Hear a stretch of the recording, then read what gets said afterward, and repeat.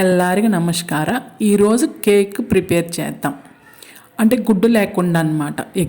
Cake ఒక గిద్ద పాలు,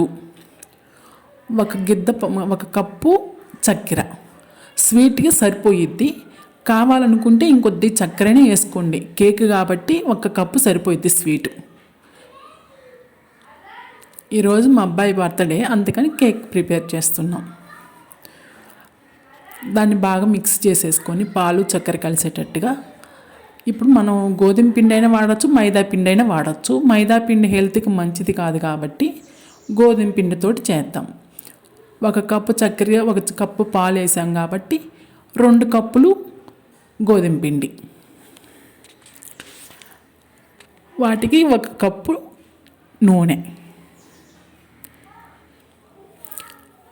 అంటే అరకప్పు నూనె, అరకప్పు నెయ్యి వేసుకుంటే ఇంకా టేస్ట్గా బాగుంటుంది. సోడా ఉప్పు,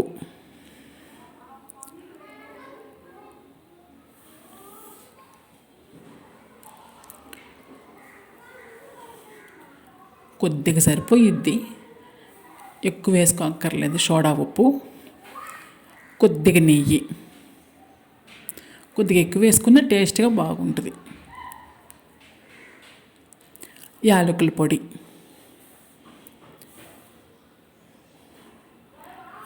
యాలకుల పొడి వేసుకున్న తర్వాత మనం బాగా కలుపుకోవాలి. బాగా స్మూత్గా అవ్వాలన్నమాట. బాగా కలిపితే స్మూత్గా వస్తుంది. మనకి సరిపోకపోతే కొద్దిగా పాలు కూడా పోసుకొని కొద్దిగా కలుపుకోవచ్చు.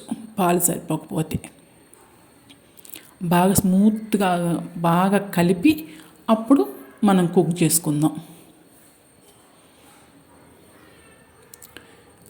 ఇప్పుడు కుక్కర్ మీద పెడుతున్నాం. కుక్కర్ మీద ఒక 10 నిమిషాలు సరిపోయిద్ది. 10 నిమిషాలు కుక్ అయితే సరిపోయిద్ది అన్నమాట. 10 నిమిషాలు కుక్ అయితే సరిపోయిద్ది. Cake ready. Like, share and subscribe చేసుకోండి ఫ్రెండ్స్.